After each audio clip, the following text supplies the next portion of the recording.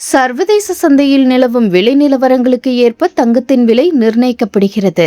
கடந்த சில தினங்களாகவே தங்கத்தின் விலை தொடர்ந்து உயர்ந்து வந்த நிலையில் இன்று விலை அதிரடியாக குறைந்துள்ளது.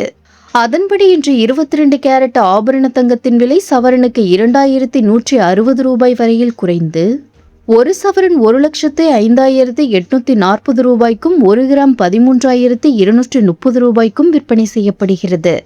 இதேபோன்று 24 கேரட் தூய தங்கத்தின் விலையும் குறைந்து 1 கிராம் 14,433 ரூபாய்க்கும் 1 சவரன் 1,15,464 ரூபாய்க்கும் விற்பனை செய்யப்படுகிறது.